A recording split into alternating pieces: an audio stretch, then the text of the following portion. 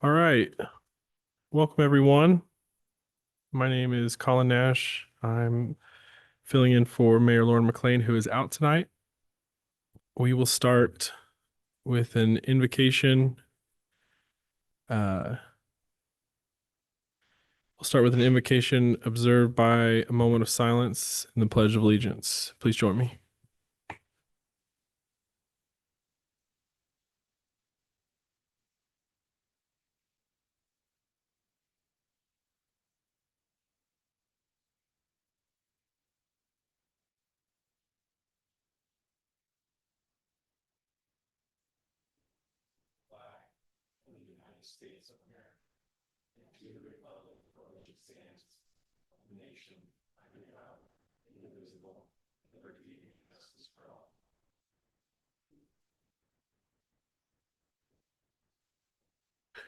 Will the clerk please call the roll? Corliss. Here. Halliburton. Here. Morales. Here. Nash. Here. Stead. Here. Willetts. Here. All present. Okay. I'd entertain a motion for minutes for September 10th. Mr. Mayor, I move approval of the minutes for the work session and regular meetings of September 10th. Second. Any discussion? Clerk? Halliburton. Yes. Morales. Yes. Nash. Yes. Stead. Yes. Willetts. Yes. Corliss. I'll abstain since I wasn't here. 5 in favor. Motion carries. All right, no special business today. Next, we have consent agenda. I'd point out a few different ones on here, but before we do that, do we have? Yeah, Mr. Mayor, I move that item number 17, and that's resolution 496-24 be removed from the consent agenda for separate consideration. Okay. Second. All right, clerk? Halliburton. Yes. Morales. Yes. Nash. Yes. Stead. Yes. Willetts. Yes. Corliss. Yes. All in favor. Motion carries. All right, let's take up consent and then we'll take up that resolution. Mr. Mayor, I move approval of the consent agenda. Second. Any discussion, folks? I'd point out a couple different ones on here. We have one in support of craft breweries. To try to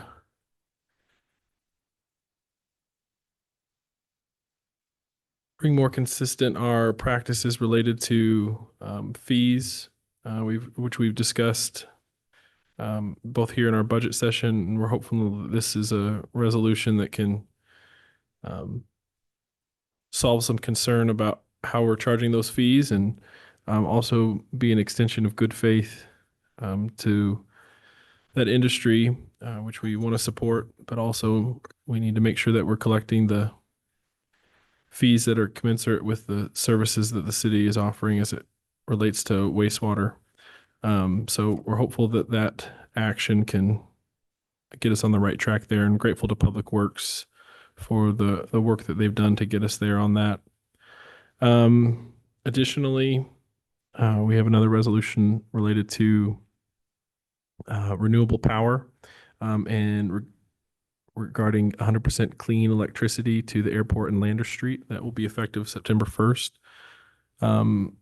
My notes here say that this will reduce our municipal operations greenhouse gases by about 15 to 20% in 2025.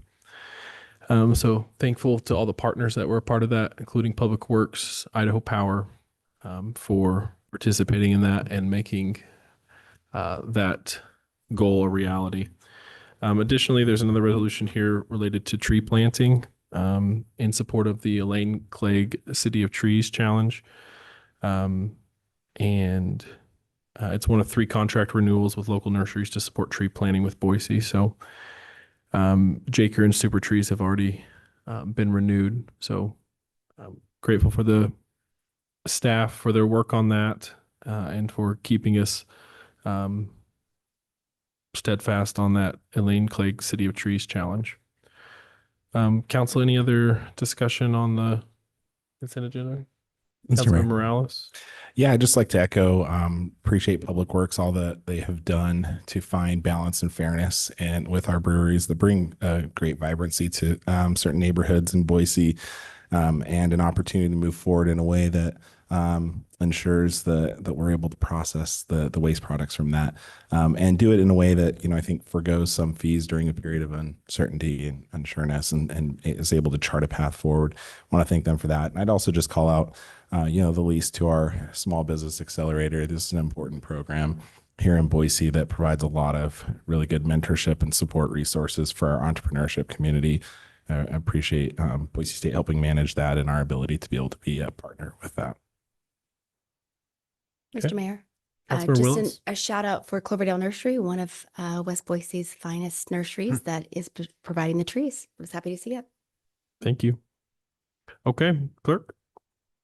Halliburton, Yes. Rob, Yes. Nash, Yes. Stead, Yes. Willis, Yes. Corliss, Yes. all in favor, motion carries. All right, we'll take up the separate resolution. Councilmember Halliburton? Yeah, Mr. Mayor, thank you. So resolution 496-24, this is a resolution expressing the city's commitment to reducing gun violence, as well as a call for support. And in a moment here, I'm going to actually read the resolution in its entirety. And it's going to take a while to do it. And it's going to cover some stuff that's a little bit difficult to hear, as it refers to the recent shootings at Appalachia High School in Georgia, the school shooting in Jopatown, Maryland, and our shooting that we had a few years ago at the Town Square Mall, as well as some references to some issues that we struggle with here in Idaho, specifically with gun violence and with suicide. And then after I read the resolution, if people have questions about the resolution, I'm certainly open to some questions that people may have, what the resolution might mean. And then certainly open to anyone who would be interested in making a motion to approve it. And then comments that people may have after we make that motion in a second. So with that, I'm just going to read the resolution. So resolution 496-24, a resolution expressing the city of Boise's commitment to gun safety efforts. Whereas the city of Boise is committed to ensuring a safe and healthy city for everyone, a community where children, adults, and families can live full and meaningful lives. And whereas on June 28th, 2022, following the shooting at Robb Elementary School in Uvalde, Texas, where 19 children and 2 teachers were murdered, and in Buffalo, New York, where 10 residents were killed while shopping at their local grocery store, the mayor and city council passed a resolution calling for state, national assistance in passing common sense gun laws. And whereas in 2023 and 2024, there have been 65 school shootings in the United States, resulting in 33 individuals killed and 48 individuals injured. And whereas there have been 386 mass shootings across the United States in 2024. Whereas on Wednesday, September 4th, 2024, teachers Richard Aspinwall, 39 years old, Christina Ermini, 53 years old, and students Mason Schermerhorn and Christian Angelou, both 14 years old, were shot and killed with a high-capacity weapon at Appalachia High School in Winder, Georgia. And whereas 3 days later, on September 7th, 2024, 15-year-old student Warren Curtis Grant was shot and killed at Jopatown High School in Maryland. And whereas firearm deaths are the leading cause of death for children and adolescents as of 2021, resulting in over 2,590 deaths annually. And whereas on average 303 people in Idaho die from gunshots every year, and whereas Idaho ranks 20th in the nation in firearm mortality rates with 16.4 per 100,000, whereas Idaho ranks 4th in the nation for suicide deaths by gun, and suicide is the second leading cause of death for Idaho children 9 to 18 years old. And whereas there are countless moms, dads, sons, daughters, sisters, brothers, family members, and friends, and entire communities impacted by these shootings, robbed by their physical, mental, and emotional health by senseless acts of gun violence. And whereas Boise experienced its worst mass shooting to date in the fall of 2021 during an incident at Boise Town Square where 2 residents were killed and 4 were injured by firearms. Whereas the city of Boise is actively engaged in pursuing efforts to address mental health, substance abuse, domestic violence, suicide prevention, housing stability, community connectedness, and other public health issues that contribute to violence. And whereas Idaho code severely restricts the authority granted to municipal governments to meaningfully enact gun safety efforts at the local level. And whereas the absence of minimal firearms safety regulations in Idaho exposes members of our police profession and the communities they serve, our teachers and students, and our children at elevated risk of firearm-related crimes. Now, therefore, be it resolved by the mayor and council of the city of Boise, Idaho, that the Boise City Council continues to urge leaders at the state and federal level to enact legislation that materially ensures the safety of our residents from unnecessary gun violence by requiring thorough background checks for all gun sales, put reasonable restrictions on ownership of military-style guns, limit the size of ammunition magazines, enact extreme risk protections to limit firearm access to those in crisis, and improve the accuracy and completeness of background check databases to ensure the safety of our residents. That the Boise City Council continues to urge leaders at the federal level to remove barriers to comprehensive and well-funded research regarding gun violence as a critical public health issue to better understand and identify firearm violence prevention and strategies. And that the Boise City Council will continue to work with public safety experts, educators, and the community leaders to further address the safety needs of its residents, to support and promote positive mental health, to create safe and welcoming spaces for children and families, and protect against unnecessary gun violence. That this resolution shall be in full force and effect upon its adoption and approval. So a lot of stuff to talk about there. And so I think that there's a question of why do it? Does it matter? Is it important? Will it create a difference? I believe that it does. I believe that when events like this happen, if we don't talk about them, they start to fade away in our memories until they emerge again. And we can't just hope that it's not going to happen again, because hope without action doesn't make a difference. And I think it's important that we as a city in a resolution like this do three different things. And I think the first is continue our commitment to the things that we're doing, addressing mental health, addressing housing, addressing substance abuse, addressing behavioral health with our police department, doing everything that we can as a municipality. So that's thing number one that we need to continue our commitment to do. Thing number two is to make sure that we're inviting the community to give us their ideas and their input, that we are open to trying and doing new things, whatever we can do to reduce these types of tragedies from happening. And the third thing is to invite our partners at the state and federal level to the table, because there's only so much that we can do, and we need those partners. And I want to make sure that it's crystal clear that I'm not placing blame on anyone. I'm asking for help. I'm asking for our state legislators to see the city of Boise as a partner in addressing these issues that affect people in Idaho and here in Boise locally, and to see this as an opportunity to figure out what is it that we can do to reduce the amount of kids that are committing suicide in Idaho. What can we do to reduce the possibility of a shooting like this happening at one of our schools? What can we do to prevent something happening at the Boise Town Square like it happened 3 years ago? And what are the types of laws that we can be looking at together? And so again, I want to make sure that it's crystal clear. I'm not casting blame. I'm asking for help. And that's the intention of this resolution. And with that, I would either open any questions to council or anybody that was interested in making a motion. Mr. Mayor, I move approval of resolution 496-24. I second the motion. Council discussion? Mr. Mayor, I support this resolution. I think the science shows that there's some really simple laws that can be enacted, such as closing permitting loopholes, taking guns out of the hands of domestic abusers. And we have to be partnering with our state lawmakers on these kinds of decisions and stand with the council in urging them to do so. Mr. Mayor. Councilmember Corliss? Yeah. Thank you. I applaud the city of Boise and for reaffirming its commitment to gun safety and for prioritizing the well-being of our community. After the shooting at Columbine, after Sandy Hook, after Charleston, Orlando, Las Vegas, Parkland, Boise Town Square, Uvalde, Georgia, more, no action has been taken. Yesterday, the Boise School District released a message to hundreds of parents about a threat at a junior high that my daughter goes to. And hundreds of kids go to. And we continue to see this happen. And this is now a reality that our kids have to go through these active shooter drills is almost beyond comprehensive. We must recognize that our community's safety and security should not be the subject of political gamesmanship or misdirected priorities, like saying a threat to us or books and that they need to be banned while we allow for these assault rifles and guns to remain on the streets without a time for background checks.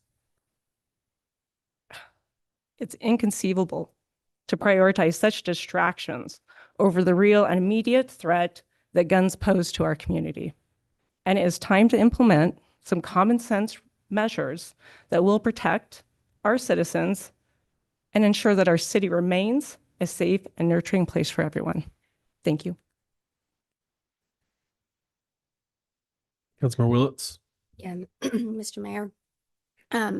Thank you. And I would just like to say, I think Councilmember Halliburton is one of the most earnest people I've ever met.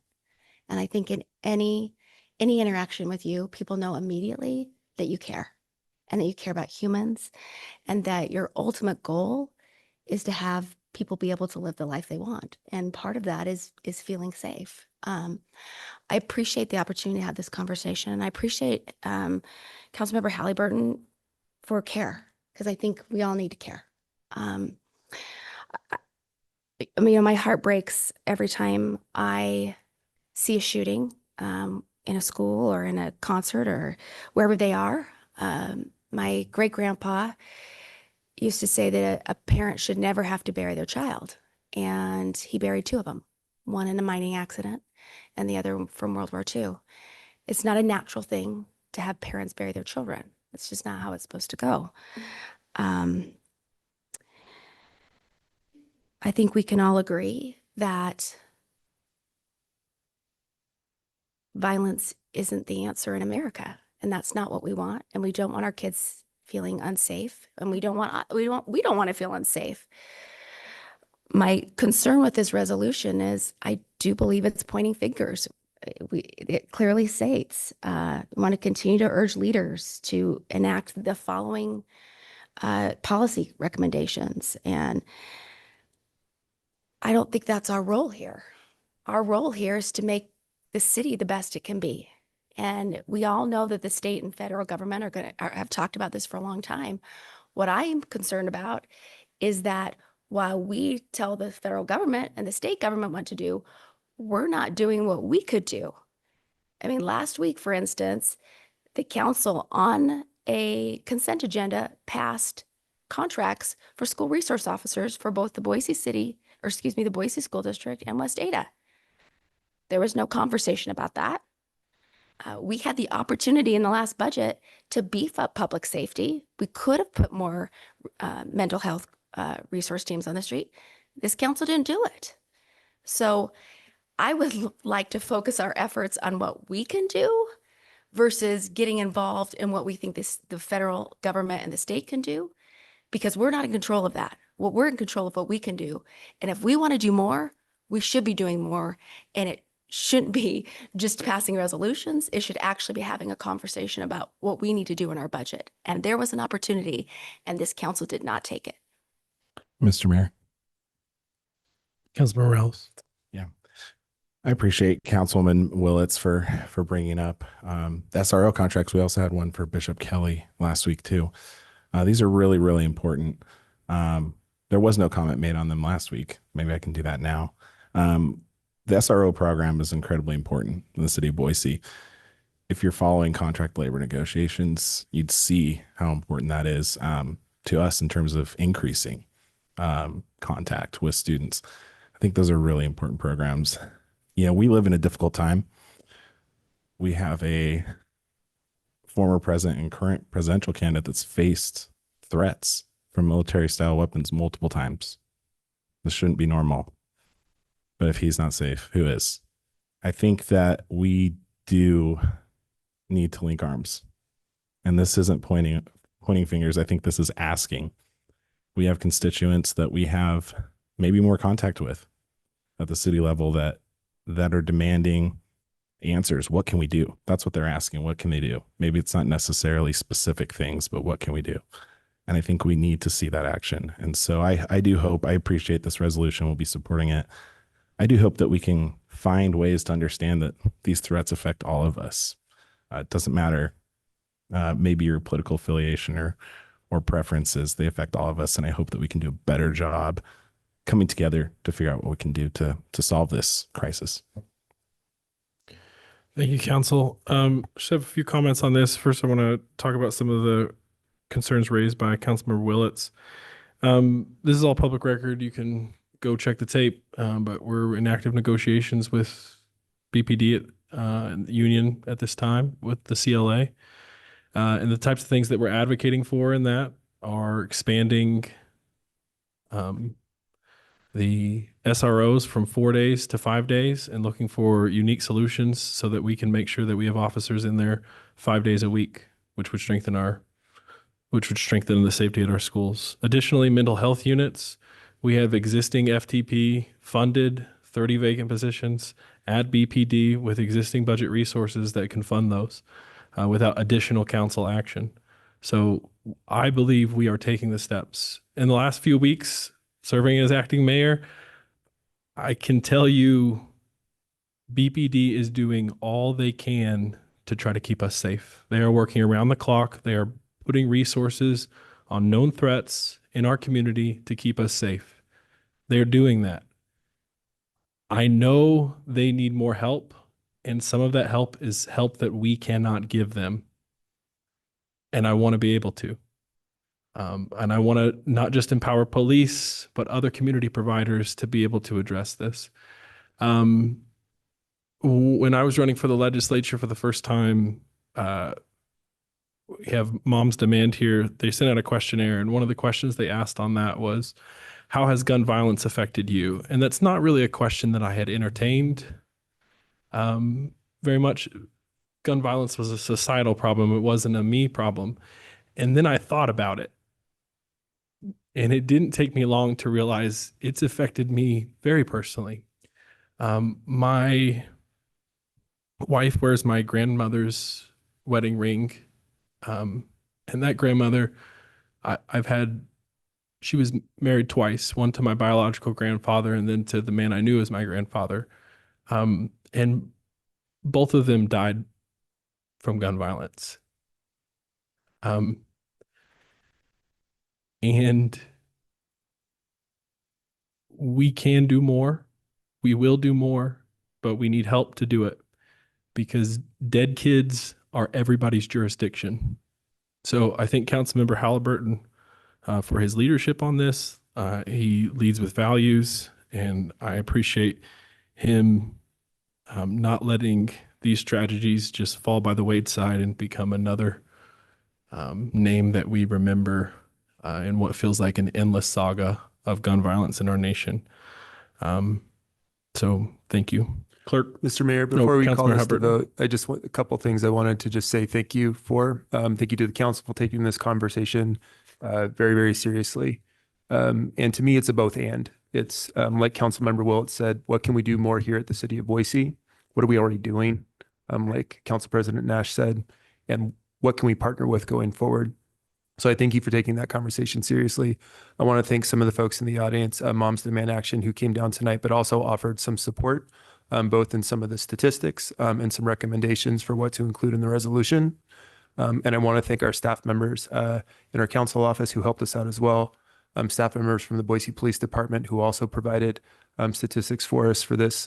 And I would like to thank Lauren McLean, our mayor, who isn't here right now, but I talked about this with her before she left, and she was supportive, and she wanted to make sure that I made sure that people knew that she wanted to see this come forward. Thank you. Clerk. Halliburton, Yes. Morales, Yes. Nash, Yes. Stead, Yes. Willett, No. Corliss. Yes. 5 in favor, 1 opposed, motion carries. All right.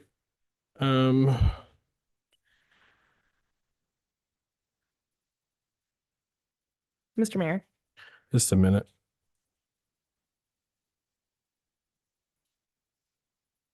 Councilmember Stead. I was just going to ask for unanimous consent that all orders on first reading be read by number and title only and filed for the second reading calendar. Any objection? Clerk may read. 480-26-24, an ordinance repealing and striking Boise City Code, Title I, Chapter 6, Section 1, Subsection B, adding a new Article B entitled Office of Community Engagement to Boise City Code, Title I, Chapter 6. Amending Boise City Code Title I, Chapter 10, Article H to change the name of the department, adding a new Article L entitled Department of the City Clerk to Boise City Code Title I, Chapter 10, and thereby creating this new city department, adding a new Article M entitled Department of Organizational Effectiveness to Boise City Code Title I, Chapter 10, and thereby creating this new city department, amending Boise City Code Title I, Chapter 7, Section 2 to repeal and strike the term ex officio, amending Boise City Code Title I, Chapter 7, Section 3, Subsection A to add new departments to this list of all city departments, repealing and striking the term ex officio from Boise City Code Title I, Chapter 7, Section 4, amending the definition of the term director in Boise City Code Title III, Chapter 1, Article A, Section 4, amending the term parking services office in Boise City Code Title VI, Chapter 1, Section 1, amending the definition of the term director in Boise City Code Title VI, Chapter 10, Article A, Section 4, repealing and striking the term parking services office from Boise City Code Title VI, Chapter 10, Article A, Section 4,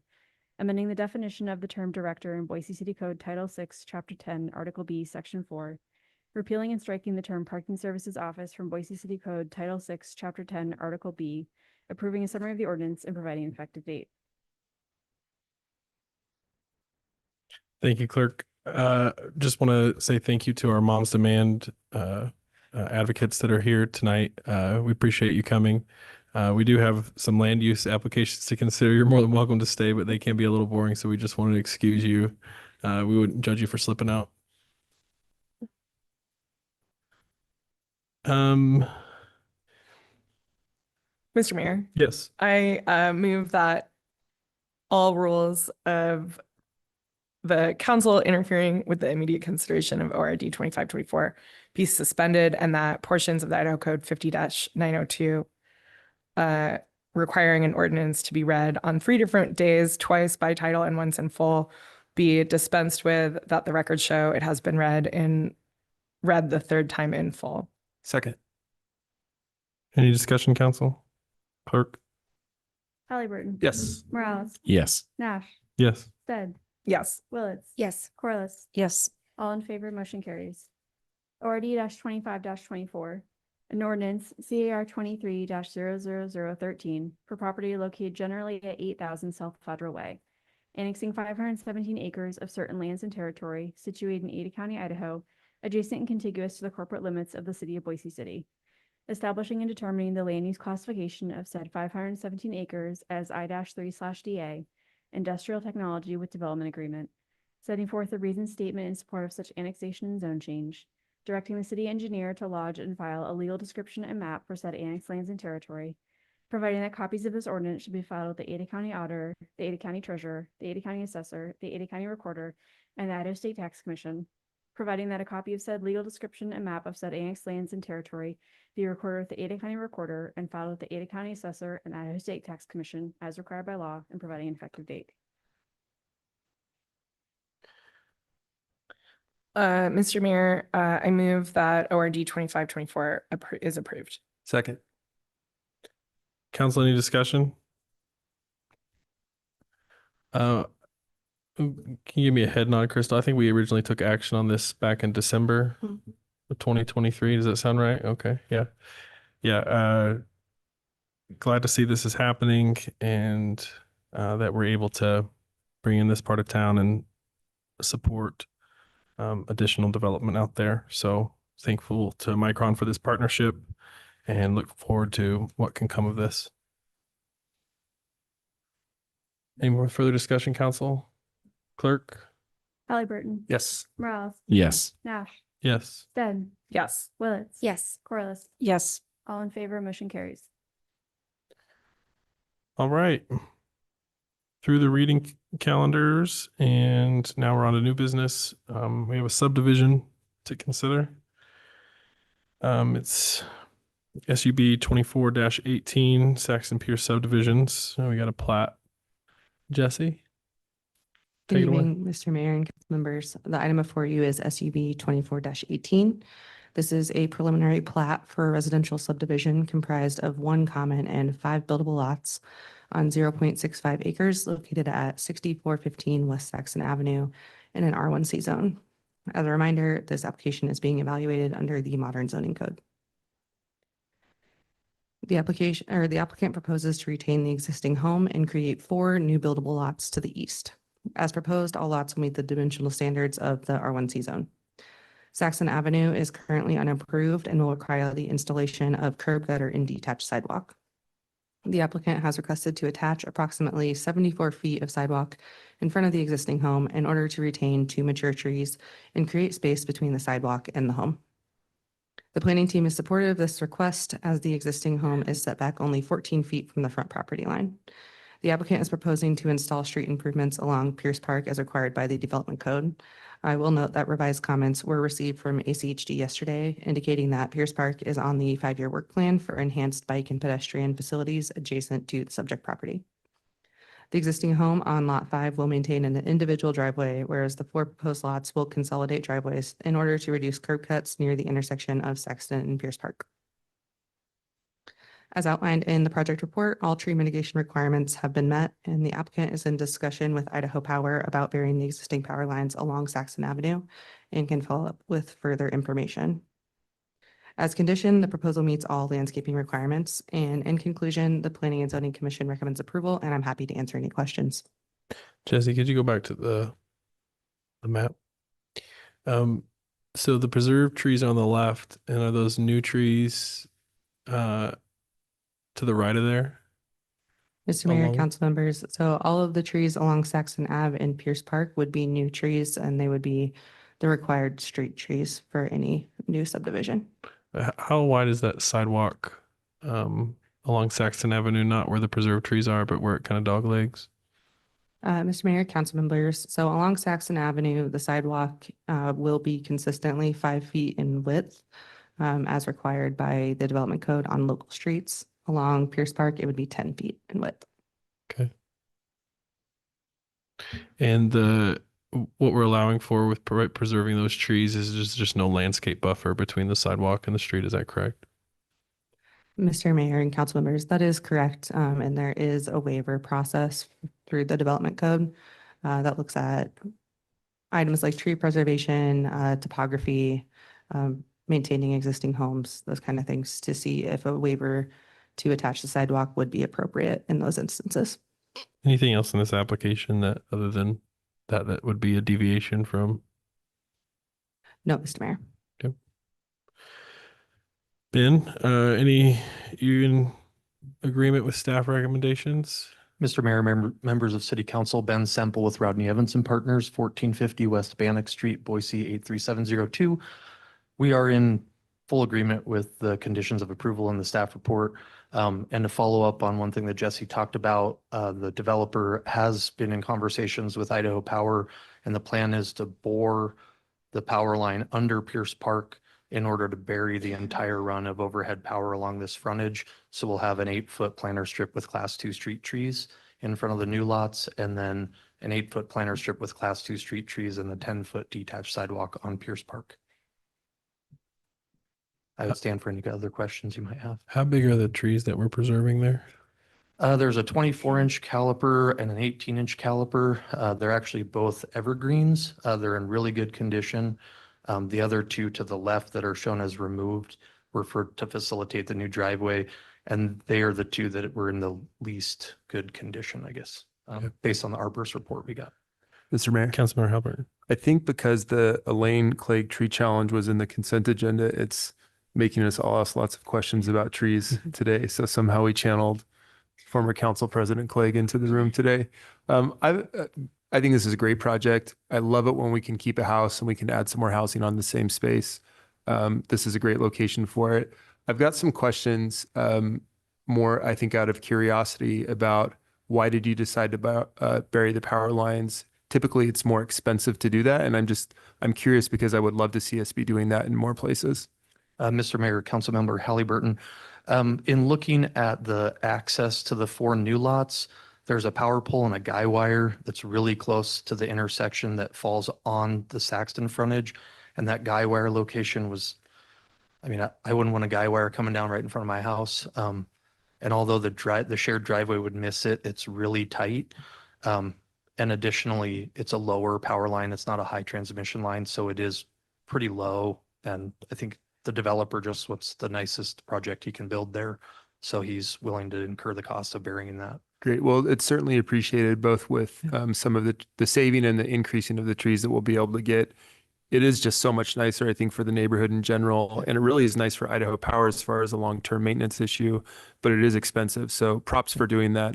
You're always bringing good projects forward, always sort of, I think, going the extra mile and trying to figure out how can we make this a great space for the neighborhood and the people that are living there. And I hope that as other developers are looking at stuff that they consider doing some of that burying as well, because it sure does make the neighborhood nice. It does. Thank you. All righty, council, any further questions for staff or developer? Mr. Mayor, I'll just make one other comment. I really also appreciate the buried power lines. It's very rare that we see that in a project, and I'm getting more and more.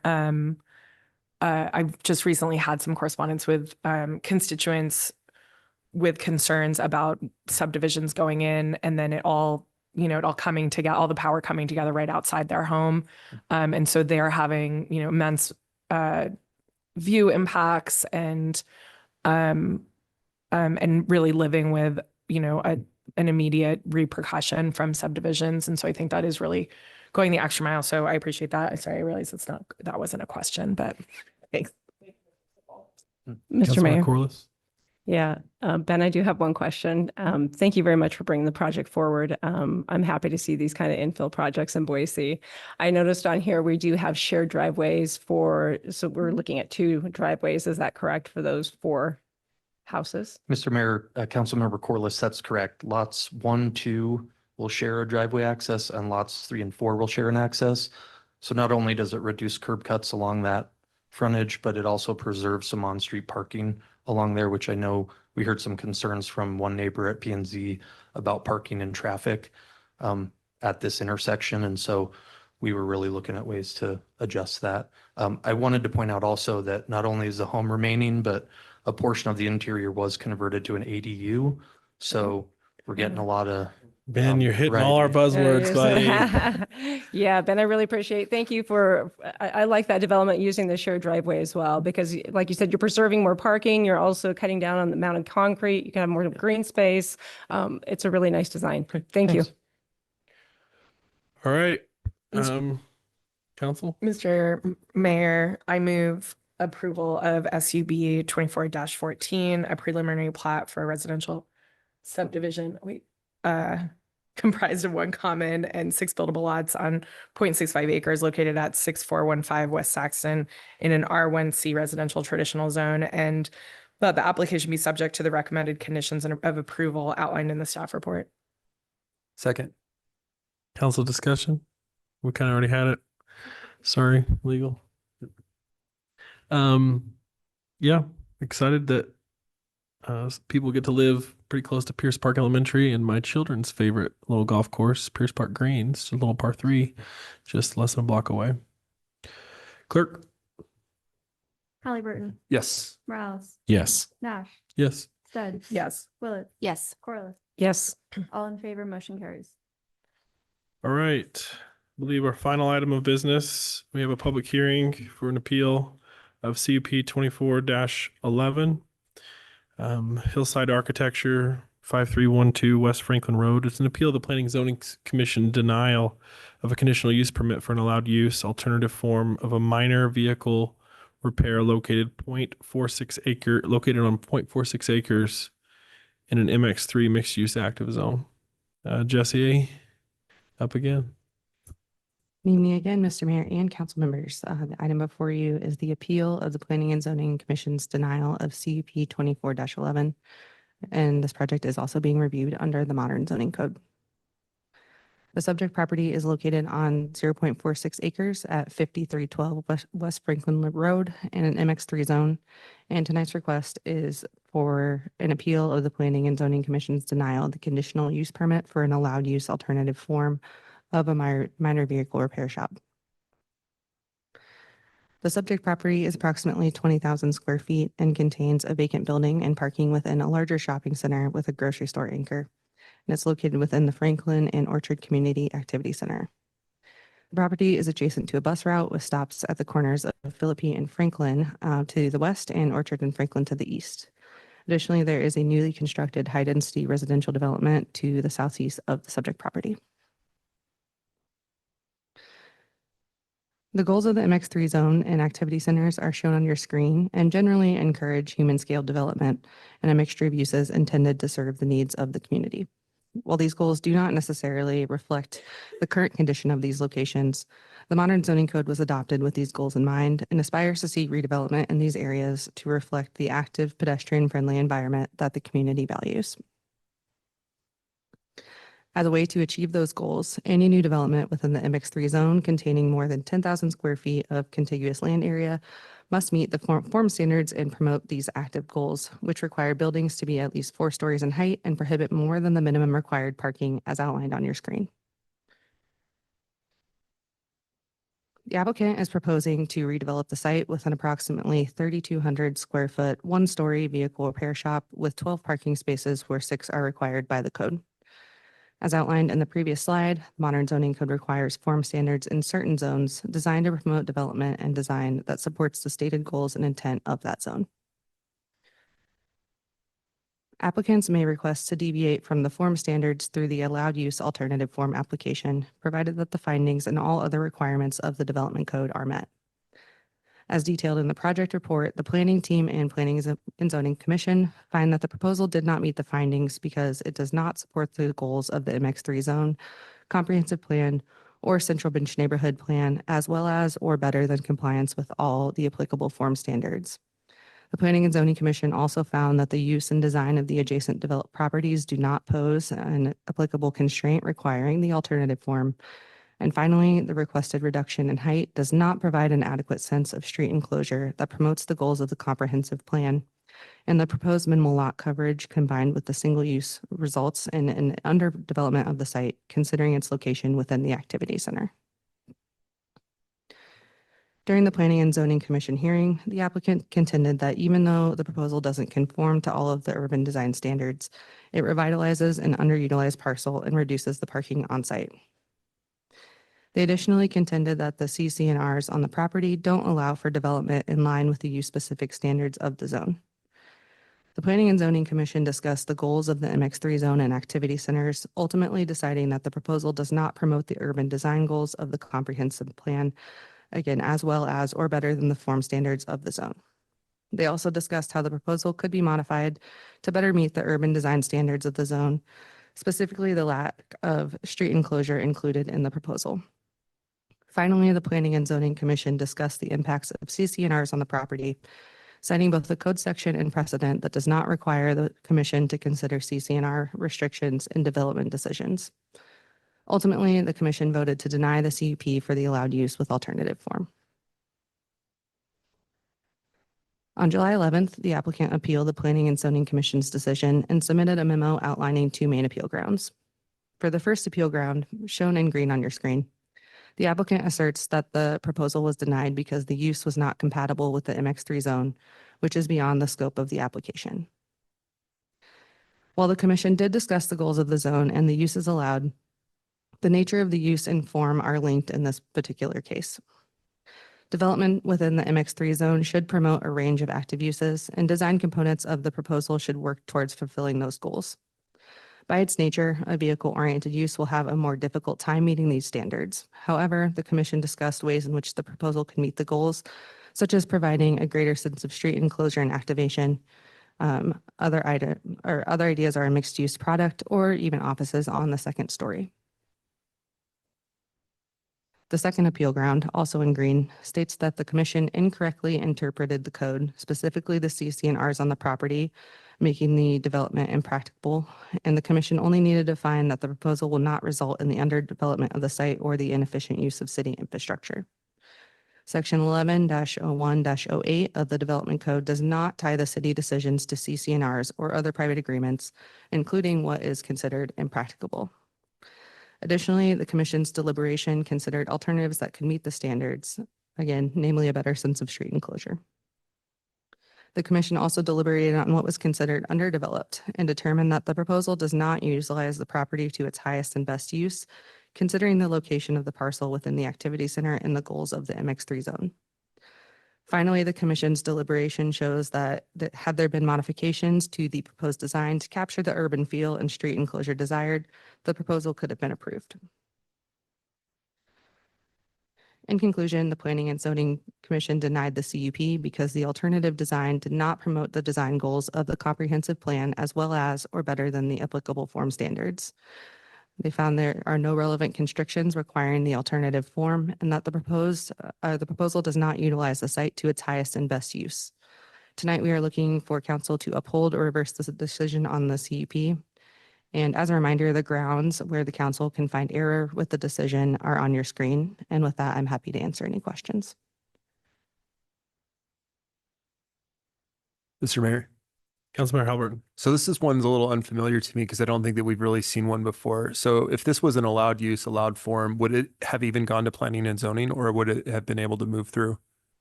Mr. Mayor, council members, if the applicant was able to meet the form standards of the zone, this would have been a design review application only. Great. And then it goes to planning and zoning because it's an alternative form. And if they approve it, we wouldn't see it either. Mr. Mayor, council members, that's correct. And the only way we get to see it if it's an appeal. Yep. So that's why that's the first time that we've seen anything like this far along. Have there been any other allowed use alternative forms that made it through before it came here? Mr. Mayor, council members, there was one allowed use alternative form for a height reduction, and that was considered to be a good use of that application as the proposal had reduced height because it was adjacent to a residential neighborhood and had neighborhood transition standards applied. Great. And then last question, there was a pretty robust discussion at planning and zoning went through the record about adequate sense of street enclosure. Can you just let us know what that means a little bit more? Mr. Mayor and kind of council members. what that conversation was. Yep. Absolutely. So the urban form standards that are required and desired in some of these mixed use zones are intended to make the streetscape more pedestrian friendly. So think about the difference between, walking around downtown or in another urban environment versus walking around in a more suburban development that has a lot more emphasis or just a lot more parking lots, a lot less, I'm going to say street enclosure again, of the buildings. So really what we're looking for in this urban design and street enclosure is much more of a pedestrian scale environment. So if we were looking at the street frontage, the space would be taking up a larger amount of the street frontage and you wouldn't necessarily be seeing like the big parking lots on the side and in the back. Mr. Mayor, council members, that is something that was discussed during the Planning and Zoning Commission hearing. Great. Thank you. Mr. Mayor, Councilmember Stead. quick question for you, Jesse. So we've had use-based zones and listed in some dozens of uses permitted in the zone, and moving to a form-based code in some areas. Can you just talk a little bit about, I guess, like what the goal of that is, why that's a benefit over, I know previously sometimes we leave out a use that we wish we had included on that use-based code. Can you just talk a little bit about the benefits of that in creating a city that we're trying to create? Mr. Mayor, council members, that's a great question. So the intention of having some of these form-based standards within each specific zone is to really allow more flexibility in the kinds of uses that can be in there. So previously under the legacy zoning code, we did say certain uses were either not allowed or conditional, while the goal of moving towards the modern zoning code was to allow more uses, but to try to get the form and design and the feel of that space to be more accomplished by how the design of the site and how the design of the building are proposed, and then how pedestrians and users interact with those sites. Thanks, Jesse. Mr. Mayor. Councilmember Willetts? Yeah, I have a couple of questions. Jesse, Councilmember Willetts, can you speak in your microphone? Jesse, I want to make sure that I understand this correctly. If this development had come to us with less parking and 4 stories, would it have been approved? Mr. Mayor, council members, that is correct. Those are part of the use specific form standards for the zone. And then one more, Jesse, I need some help on understanding how CCNRs relate with private property rights. So I buy a house, and part of my CCNR says I can't do desert landscaping, and I know that because I've signed it. And then the city has something different, and I'm supposed to follow that, but my CCNR says something else. I'm trying to better understand what private property owners are accountable to when they go to buy property. Mr. Mayor, commission members, sorry, council members. So the city has its overall zoning code, which is the requirements in each specific zone that involves these form standards specifically in the modern zoning code. So when we're looking at an application from a city and a planning perspective, we are looking at our standards. CCNRs, as you said, are a private agreement. That's something that the city does not have jurisdiction over, nor do we have any input. And, especially with these private commercial agreements, what those entail. So that would be something that could be amended by the private property owners. However, as the city and as the zoning code dictates, we do not consider CCNRs as a hardship.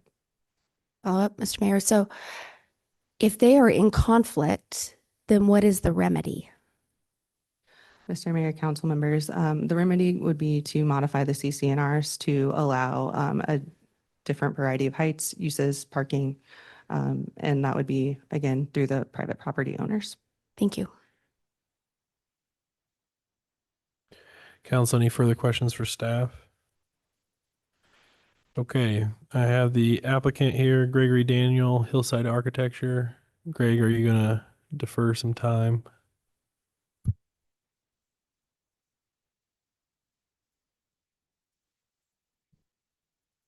Hi.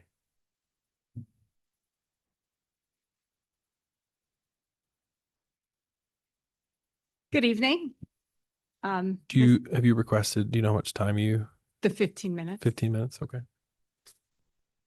Clerk, you can put that up there. All right. Good evening, Mr. Mayor, members of City Council. My name is Elizabeth Kekkeritz. My address for the record is 601 Bannock Street, Boise. There have already been some great discussions about what alternative form means, how it's applied, and what your code actually says, what it appears that people may wish that their code said. And just briefly, in response to Councilmember Willetts's question about the give and take, one of the remedies that is in the code is this alternative form. And that's why it exists. It exists because not every single development that comes forward can meet all of these form-based standards. In some places, it's not just impracticable, it is impossible. And when you look at what your code allows, you only have to meet one of 3 different standards. And one of those is simply impracticable. Maybe in the past, CCRs haven't been something that have been looked at, but that's not what the code says. The code doesn't say you can't look at them. It talks about the practicality of it. And in this case, it simply is not practical. And the applicant has gone and asked to see from the Fred Meyer what could be done. And the Fred Meyer said, absolutely nothing. We're not amending these for reasons that I'll discuss here in a minute. So at the end of this, we are asking that you grant this appeal and overturn the denial of the allowed use alternative form. With me today, I also have Ryan Gaston. He's here with the ownership team, as well as our architect, Dan Zimmerman. The applicant requested allowed use alternative form approval to deviate from the height and parking standards. As was discussed, there are many different other form-based standards that have to do with glazing, that have to do with street trees, that have to do with attached sidewalks, that have to do with street frontage, all sorts of other form standards. The application meets all of those. As we'll go through, this may be one of the fanciest oil change stores around because they have gone out of their way to try to meet the intent and the purpose of the MX3 zoning district. The key takeaways for this appeal are this really results in the redevelopment of an underdeveloped site where there's a vacant building and a parking lot right now. The use, it is allowed in the MX3 zoning district, and it's very needed in this area. The site plan actually reduces the amount of parking that's currently on the property from 30 spaces to 12, and the design complies with the Boise City Code approval criteria alternative plan. This is really one of, as you've discussed, one of the first opportunities that this has come before today. As you can see, this is right in the middle of the bench. And while this is not a particular exciting or sexy use or anything like that, it is a very needed use. People drive cars and their cars have their need to change their oil. There's only one other oil change location in the central bench location, and that's the Jiffy Lube. So individuals who need to get their oil changed either go to the Jiffy Lube or they have to leave the bench and drive a greater distance. So by actually approving this use, you have the ability to reduce vehicle trips traveled for some of those individuals living there. Here's the aerial shot of the property. It's a small out parcel on the Fred Meyer Shopping Center. It's located at Orchard and Franklin, and it is within the activity center. This is what's currently on the site. It's an abandoned boxing gym and a parking lot with 30 spaces. This was originally 2 parcels that were combined by the applicant into 1 parcel. At the time that the applicant purchased the 2 parcels and combined this was an allowed use with no form. It was under the old zoning code, and they went forward working with the city, making the changes, expecting this to just be approved and to meet both the old code and then the new code. And in looking at this picture, on the top picture, you can tell there are obvious code violations. The building is unsafe. It needs to come down. In fact, the owners had to go out and deal with squatters, vandalism, of just all sorts of sort of the unsavory things that happen on underdeveloped, underutilized property. It's definitely in need of redevelopment, but it's also very much constrained with what the Fred Meyer anchor store will allow. The proposal is for the minor vehicle repair shop that's 22 feet 6 inches in height and includes 12 parking spaces to accommodate the use. The applicant had to apply for the alternative form because the CCRs on the Fred Meyer prohibit any development in excess of 23 feet, and they require parking that exceeds the 6 units. They require 12 spaces, which is exactly what they're coming in with here. And the reason for the alternative code is because it recognizes that not all developments can meet everything, and that sometimes it's better to give a little in order to get something versus nothing and to continue to let this be this vacant, undeveloped parcel. The reason the Fred Meyer prohibits tall buildings, and this is if you go throughout the city, you'll see this around almost all of your major grocery stores, chains, Walmarts, whatever, is they are investing a ton of money and they want visibility. You will almost never see any building higher than a 1-story building on any lot that's co-located with one of these large box stores. It just doesn't happen. They don't allow it. They also don't allow residential use because of all of the conflicts that come between the parking, between residential parking and the parking on the Fred Meyer parking lot. And so residential use is also just flat out prohibited within their CCRs. As you can see here, the site contains, there's significant landscape buffering and pedestrian improvements, and the design is a significant improvement from what's there now, which is pretty much nothing. So going through a couple things that have happened, they have oriented, here we can go through this, oriented the one on the left is what was originally proposed. The one on the right is where things have landed. They oriented the building differently so that the frontage could be moved closer to the street. The parking is tucked back in more to the side, back in sides of the project. So you can't see the parking as much. and then the cars aren't pulling through the service bays directly towards the street. There are additional glazing and windows. In fact, it's almost 50, pretty much the entire frontage is glazed windows there. It includes the open space plaza, there's trees, there's landscaping buffers, they added a detached sidewalk, and they have even reduced the parking from what they originally proposed in that first design. So the errors by the Planning and Zoning Commission, it's important to understand how we believe they're erred. There were three main errors. First, the commission's motion and deliberation focused on the use and whether it should even be allowed here. That determination, where they said it shouldn't really be allowed, exceeded their authority, and that's error. Second, the commission and staff read the criteria for allowed use with allowed form incorrectly. They really focused all of the discussion on the first criteria about compliance with the comprehensive plan. They failed to recognize that there were additional criteria and you only had to find one of them and not all of them in order to approve this. And finally, we believe that if they had looked at all of the criteria, they would have approved the project. Here you can see that it is an allowed use. And they have specific statutory authority within the city. And when you have a discussion and it says that it's an allowed use, and when the discussion focuses in large part on this use not being, whether or not this should even be an allowed use, that's something, and landing on saying which specifically does prohibit, I suppose, new auto-centric uses, they're really making the decision there that this use should not be allowed in this zone, period.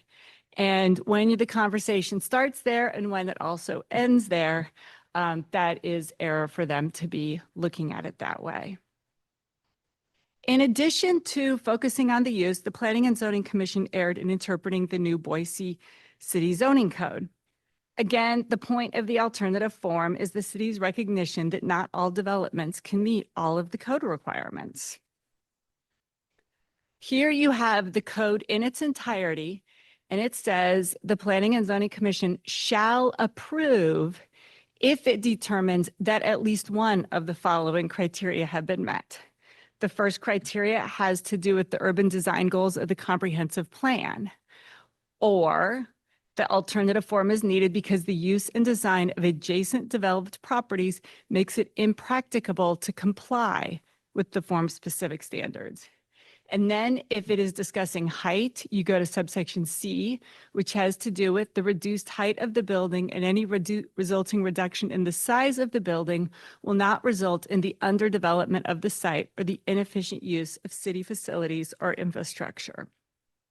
It is impossible for this or any other development that would be proposed on this site to meet the form criteria standards.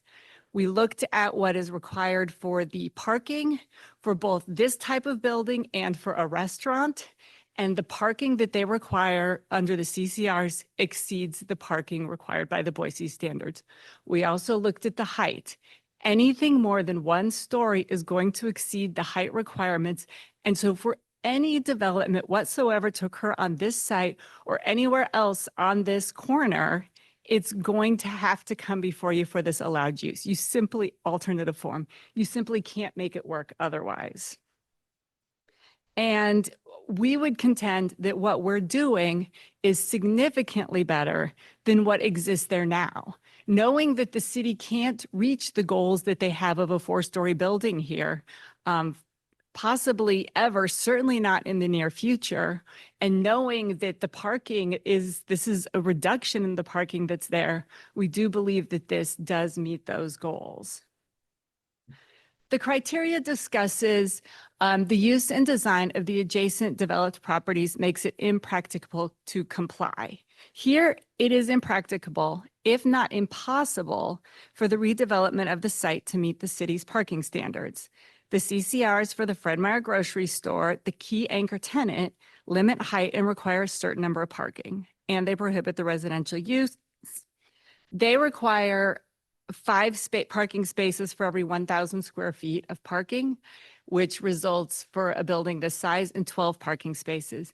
The city, it results with their formula, it results in just 6 parking spaces. The CCRs also include language that prohibit the owner from applying for a variance to reduce the number of spaces on the property. Understanding, as Councilmember Willetts pointed out, that if you buy into a property and you know about this, that's one thing. They had previously, in this situation, had previously purchased the property and believed that they would continue to move forward with the code that was in place, or at least with code that they would be able to meet, those CCRs when they did purchase the property. The third criteria is about height. The alternative form includes a reduction in the required minimum height of the building and will not result in the underdevelopment of the site or the inefficient use of city facilities and infrastructure. The first one that talks about the street enclosure, that's only one of the two prongs.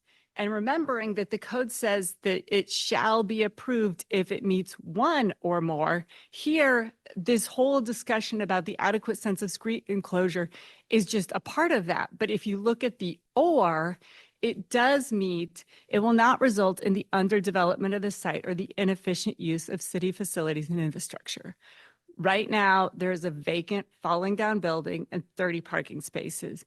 This use brings something that's really needed to the neighborhood. It brings a use that, although the city and other people, like we can all agree, less cars on the street, we can appreciate the city's goals.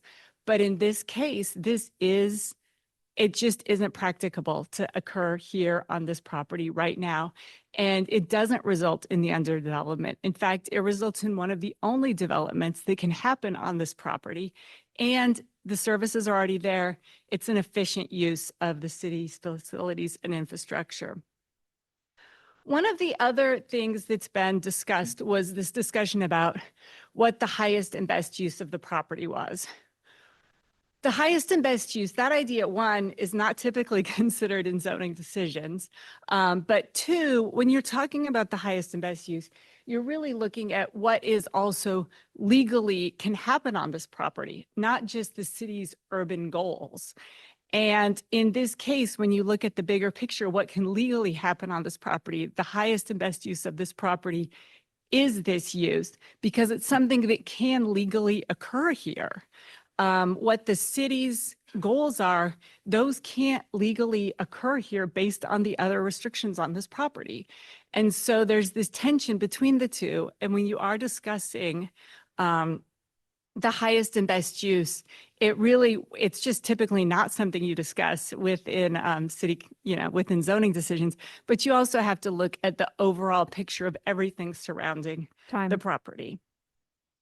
So in conclusion, there's only 2 spots on the bench. Well, this would be the second spot on the bench where you could do this sort of activity. It reduces vehicle miles traveled. There is internal trip capture as people can get their oil changed. They can go to the grocery store. They can get a cup of coffee. They can get lunch. They can do all the things they need to do while on this property. And so we would ask that you reverse the planning and zoning decision and approve the allowed use alternative form application. Council, questions for applicant? Councilmember Halbert. Mr. Mayor, if it was highest and best use, I think I'd reopen the boxing gym. I boxed there for 6 years with Golden Gloves, and it's the only Golden Gloves boxing gym in all the Treasure Valley. And I guess now there isn't any, and there's some other stuff going on there, but had a lot of fun memories in that spot. I guess when I think of practicable and what we're aiming for here, I think of like a really large power line that's going over the top that makes it hard to develop, or a weird slope, or a canal, or a building that's next to it that prevents the actual development.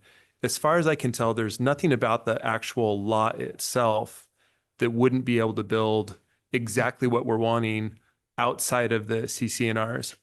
Is there anything outside of the CCNRs, or is that the thing that you're sort of resting on? This is why it's impracticable because of what the CCNRs allow. It is impracticable to develop this here because of those CCRs. And if you look at the code, it doesn't limit it in those ways that you're talking about.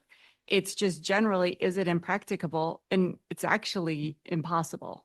And that's the only thing that you're claiming as far as the impracticality of it? Yes. Okay. Mr. Mayor, Member Stead.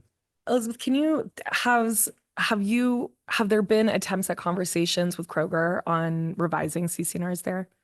There, Mayor, Councilmember Stead, we received a letter dated June 25th that talks about, as you know, the minimum, the development of parcel J must adhere to the requirements. They talk about they will not approve the minimum 4 stories. The parcel shall not in any event be leased, subleased, operated, or otherwise used for any short or long-term residential use. Okay, so they basically have just are They just restating went through the whole thing and and said no. Are there, has there been any opinion from them on the state of the current building and because I could imagine that it doesn't benefit the grocery store to have illegal activity happening in the adjacent building. Has there been any opinion shared on that? Mr. Mayor, Councilmember Stead, I do not know that there has been. I know they are excited to have this new use come in. Thank Just you. something new. Mr. Mayor. Mr. Mayor. Councilmember Corliss, because it's your district. Elizabeth, thank you very much for the presentation. Can I have you move forward on one slide there? I think this is this the CCNRs? Yeah, yes. Okay, so I was looking at under D, under height. It does say right after the highlighted area, except as otherwise approved in writing by declarant. So there is an ability for Kroger to allow it. They won't, even though it's really not in front of, it won't block their store frontage, maybe a tiny bit of their landscaping in the back because it's so far over to the left. So they're denying their exception. From Councilmember Corliss, their letter provides, Fred Meyer places strict height requirements for the developments of parcels that limit the height of any parcel to 23 feet. That Fred Meyer's height requirements for out parcels are in place to protect the large investment that Fred Meyer makes in the development and construction of every store. The visibility of our stores is a cornerstone of our business and is crucial to the health of our shopping centers. Yeah, I can understand why they would have that requirement in place as a CCNR. However, we're looking at exceptions to rules, which is being asked for here, and they do have an exception. They're just not granting it. And even though if we look back to the map on it, when we're looking at this property, it doesn't, I guess I'm not seeing where it blocks any of the view. I guess the overall, Elizabeth, is that Councilmember, I just encourage you to ask a question. okay. So the CCNRs does allow for an exception, but the exception was denied. Is that correct? To the extent that there was the formal request made, yes. Okay, thank you. Councilmember Willetts. Mr. Mayor, thank you for the presentation. How long has this been an eyesore in the neighborhood? Councilmember Willetts, for at least a few years. When they purchased it, it was already defunct and out of business. So at least 3? Yeah. Okay, thank you. Mr. Mayor. Councilmember Morales. Hi, so wanted to ask a little bit about the CCNRs. So trying to relate it a little bit to my knowledge of CCNRs in my neighborhood. We had an in-home childcare center that got a cease and desist because it was deemed commercial purposes. That operator sued the HOA to argue that they needed to they should be able to operate that. Ultimately didn't go further because the state preempted them and said that those are allowed uses now. So you were asked about alternatives. If you literally can't build something because the CCNRs, those private property rights, you've had discussions, but have those been with lawyers? Is there a potential for suing Kroger to get more rights or to maybe strike some of these CCNR requirements? Councilmember Morales, the CCRs have not been a problem historically for any of the businesses on this property. They did not become a problem until just with the adoption of the recent zoning code. So there have not been those discussions. However, I do know CCRs of this nature have been a problem going back for a long time, because I do know the city of Boise at one time wanted to put housing, not on this one, but on the Albertsons down the street, and they were unable to do so because of these same CCRs, because of similar CCRs. Okay, so I guess the answer is you don't know if it's a possibility or not to sue them to get more rights for your property.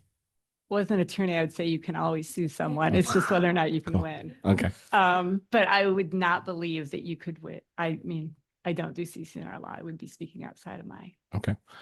And then just one other question, just in terms of vibrancy is it safe to say, without outing myself, 2 times a year you're getting your oil changed in a vehicle? Is that about what we're talking about here? Councilmember Malice, I would assume, Okay. depending on how much you drive, between 1 and 4 right. times, Thank you. or you get your spouse to do it. Mr. Mayor, I have a Councilmember question Stead. for the applicant.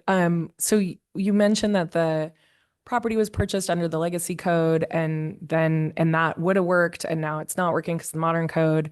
Did the code change come as a surprise to the applicant? I'd ask that. Great. Spot. Hi, Ryan Gaston, 1199 Shoreline Lane. We started working on combining these properties because they were underutilized in the Fred Meyer Shopping Centers 4 years ago, before the new code was adopted. We purchased this property with the understanding of the zoning code that was in place at that time, which allowed all of these uses without any approvals. The code was changed on us without our approval. And when you're a real estate developer, you sort of buy land with the understanding that the only reason the zone will change is if I change it, not because the city changed it.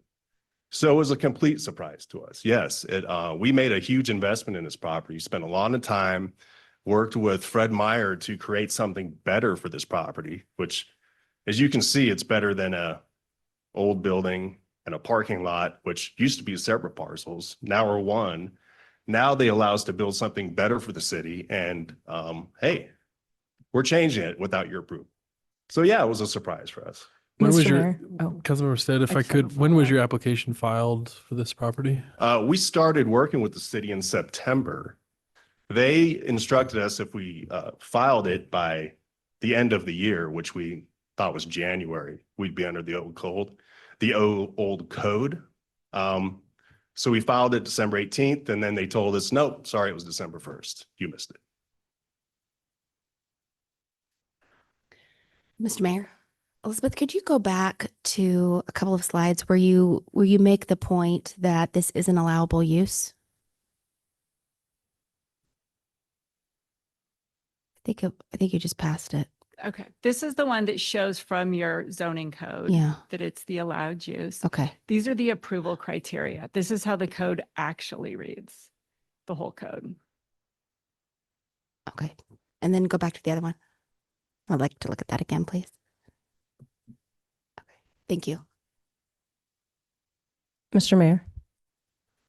Councilmember Corliss, and then Councilmember Stead, I cut you off, so we'll get back to you. Councilmember Corliss? Yeah, a clarification for the applicant. So the applicant purchased the parcel that is the old boxing gym, and then also purchased the parking parcel and combined those into one. That is, Councilmember Corliss, that is correct. Here you can see an orange square around it and the yellow dot, the yellow dash line. Mr. Mayor, follow up. Council- And the parcel on the left, was that independent of Kroger? They're both on the Kroger, they're both on the Fred Meyer parking within the Fred Meyer requirements. Thank you.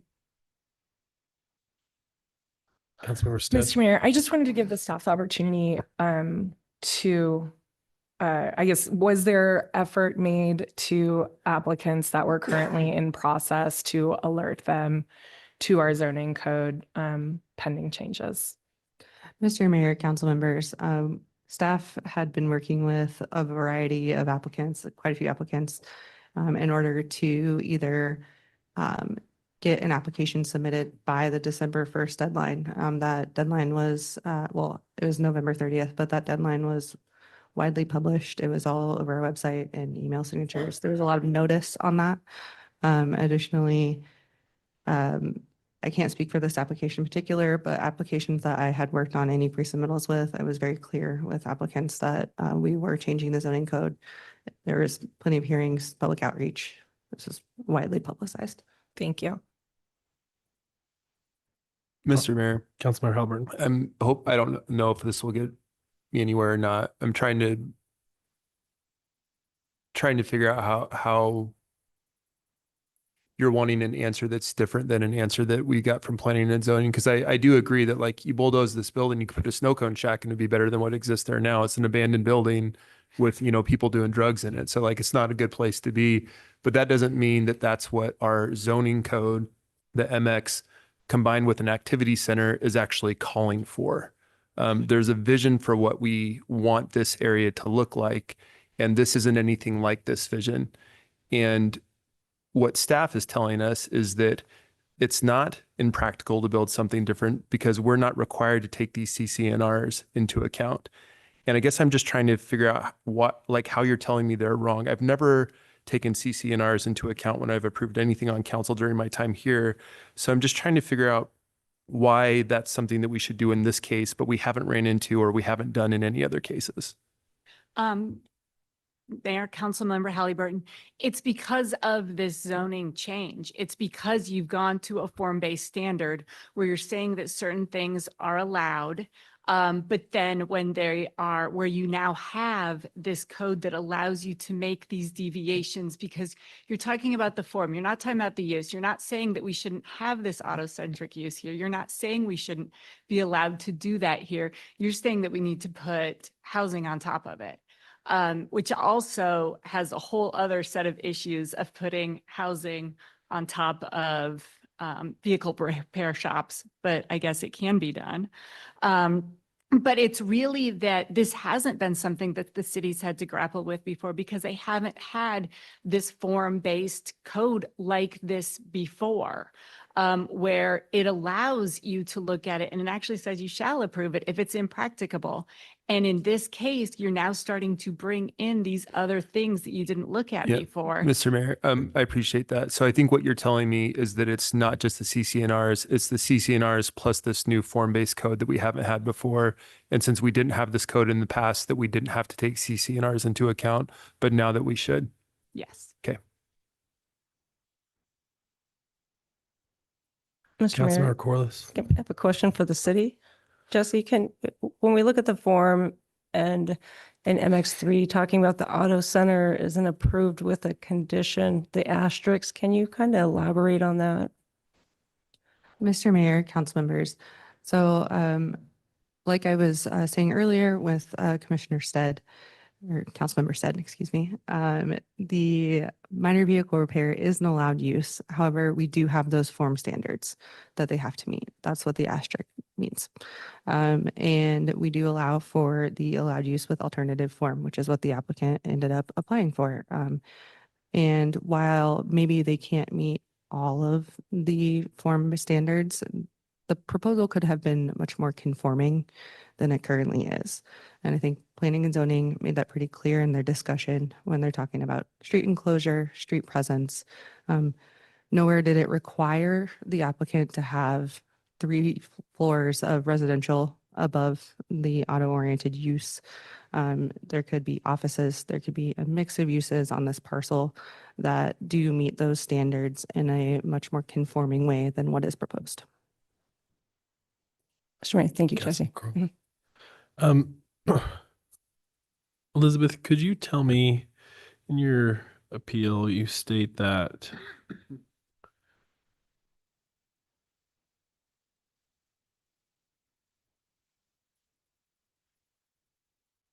talk about the underutilization and underdevelopment, and then you cite the example of what it has been for the last 4 years. When we're considering underutilization and underdevelopment, why should we be looking in the past and not aspirationally about like what the code envisioned and the comprehensive plan envisioned for this area. Why should we be looking retroactively at this? Because when I think about underutilization, I'm thinking about we're considering developing this property. I'm looking forward. Why should we be looking backward as your application or your appeal suggests? Well, in this case, if this use or something, Mayor, similar to this is not allowed, there will be nothing here. It will continue to be used as it is right now, which is as a vacant building and the parking lot. So when you're looking at what can be used prospectively, and I understand all of the aspirations, however, those other things are not necessarily, they're not all in city code. The only deviations from the form standings we're requesting is for the 4 feet in height, for the 4 stories, the reduced height, and for the parking. There are other standards in there, and we meet all of those, including the ones about the frontage, about the landscaping, about the detached sidewalks, about the glazing, about the doors right on the street. They went through and they met every single one of those other ones. And so they really are meeting these. It's only those 2 narrow issues that are being questioned here. And so they are meeting the most, if, all but 2 of the standards moving forward. I understand the, I think I accept and concede the or and or arguments that you're making. Do you make any arguments that this is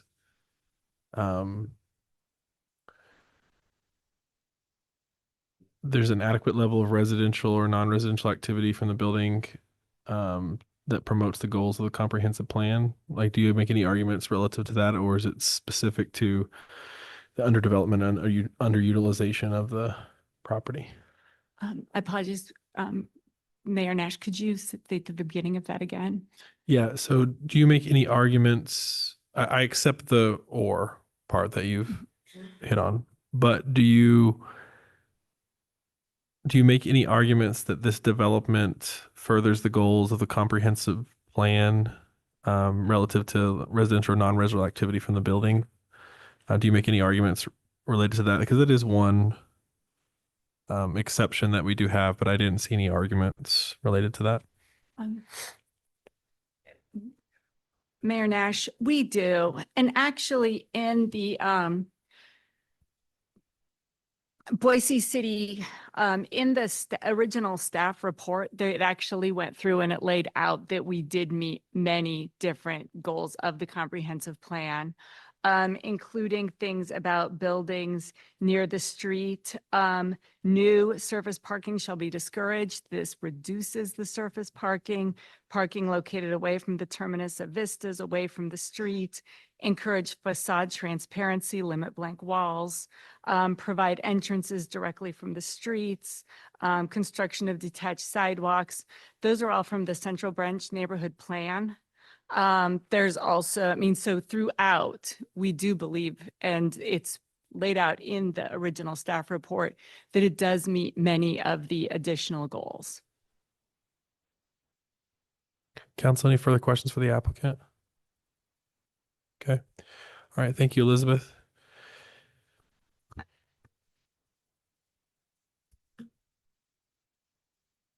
All right. Do we have any representatives from the neighborhood association here? Any members of the public that wish to testify in the audience? I have nobody signed up. No one out there? The clerk, anybody online? Mr. Mayor, there's no one online. Okay. Any further questions for staff, council? All right, we'd entertain a motion. Mr. Mayor, Councilmember Stead. I move that the appeal of the Planning and Zoning Commission decision on CUP 24-11 be denied and that the decision of the Planning and Zoning Commission be upheld. There's no evidence that the commission erred its decision, and the request for a conditional use permit for an allowed use alternative form at 5312 West Franklin Road does not meet the required findings needed to approve the application. Second. If it wasn't already clear, public hearing's closed. Council members, any discussion on the motion? Mr. Mayor, so I agree with the staff report and the findings that they laid out. In addition, it is our discretion to make exceptions to things like height and parking, but I have a hard time doing that if it's not something that's going to further the city's goals in use. So it's not that we're asking for housing, but if we're going to make an exception to the height, for example, perhaps it's something else that would further promote the activity center.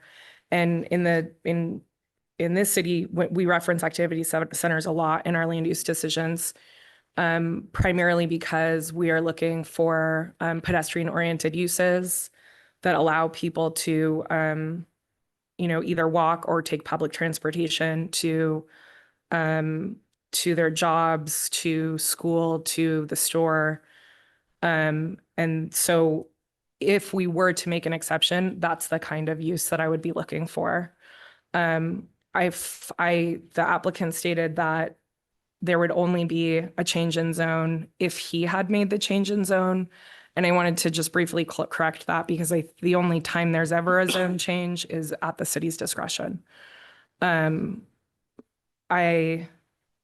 would encourage you to consider the conversation with Kroger in that manner. Perhaps if they understand the change in our code, they'd be more willing to reconsider their policy. It sounds like somebody's got a bend here.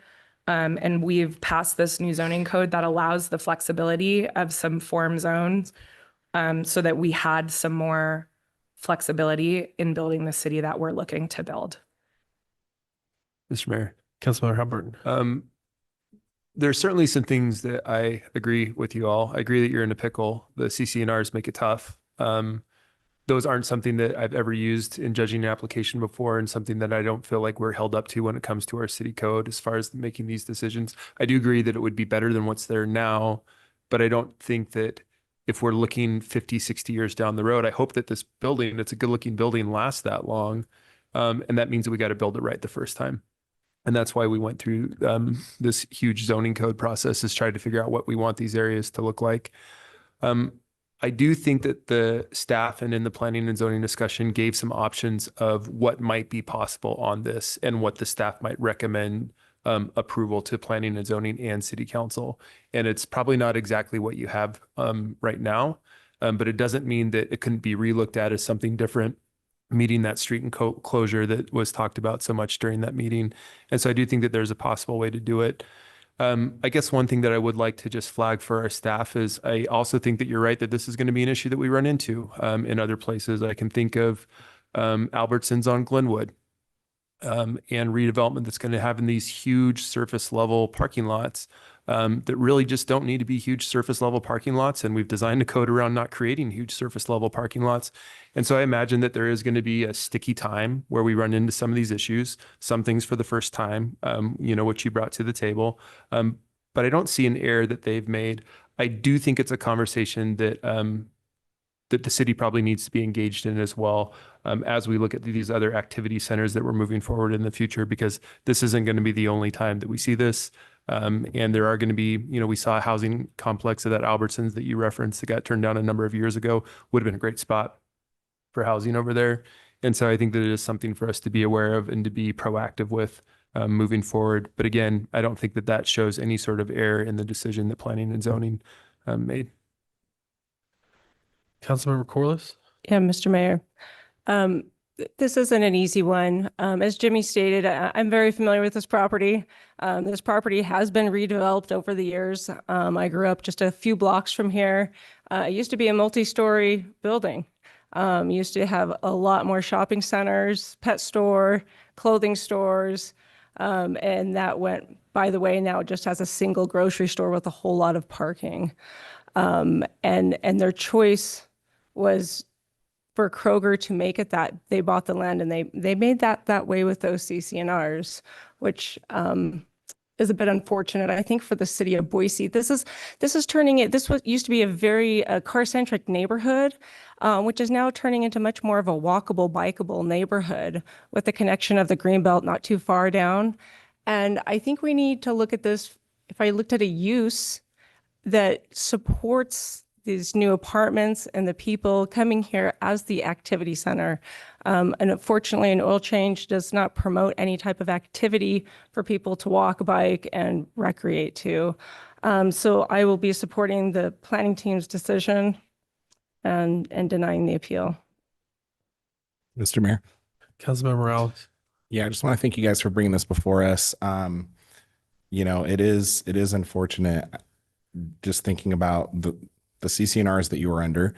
Our state and our city is known for its innovation in the space of grocery stores. You used to buy groceries by talking to someone over a bar and them handing them off the shelves. We really do need our grocery stores to consider the impacts that they can make on our community. And I just don't buy this owner's issues with visibility or parking. I mean, you look at the one-story building, you can't see it until you pass it anyway. Yeah, I lived up the street from this. This was my store for 2 years. And this is the least vibrant corner of that store. And it's huge. It's a walk to get across. So I just don't buy their visibility or parking requirements. And I hope that there's an opportunity for them to get creative. We've seen other grocers throughout the country doing some really innovative things, anchoring apartment projects, building 800 homes on top, things like that. So I did write down similar questions to Councilmember Halliburton, how we can tackle this, because obviously we have a lot of property in this city that I think we could be more innovative with. And just in terms of need, I think if we expand that Google map a little bit more, we have a lot of this supply on Overland, Broadway, and Fairview. I drive 5 miles to my oil change shop, and I just don't know that this is quite scratching that. And I don't know what does. I understand the rock and the hard place that you're in, but I'll be supporting the motion for denial. Councilmember Willetts. Thank you. Thanks for spending your Tuesday night with us. I'm going to be voting against the motion because I think P&Z's decision is the very definition of capricious and arbitrary. This is allowed. Unfortunately, we're letting ideology here trump good old fashioned common sense. This doesn't need to be 4 stories. This has been it has been an eyesore for 4 years. It needs parking. It's a car repair shop. And I think we're missing a really tremendous opportunity here to redevelop an area while we wait for something quote unquote better that may or may not come. And I'm sorry. I really would have liked to have seen it happen. Mr. Mayor, there's one thing I want to be clear on. This isn't in response to Councilmember Willetts. I think it's just in response in general. This isn't because it's an oil change center. It's an oil change center that doesn't actually fit the form of what we want it to look like, and it doesn't include anything else. So it's not being turned down because of that use, which is allowed. It's being turned down because it's not the actual form that we want to see, and it doesn't include anything else on the property. All right, clerk. Halliburton. Yes. Morales. Yes. Nash. Yes. Stead. Yes. Willetts. No. Corliss. Yes. 5 in favor, 1 opposed, motion carries. Mr. Mayor. Councilmember Stead. Oh, I'm sorry. No, I don't Okay, have anything. Mr. further. Mayor, I move to adjourn. Second. All in favor? Aye. Aye. All opposed? We're adjourned.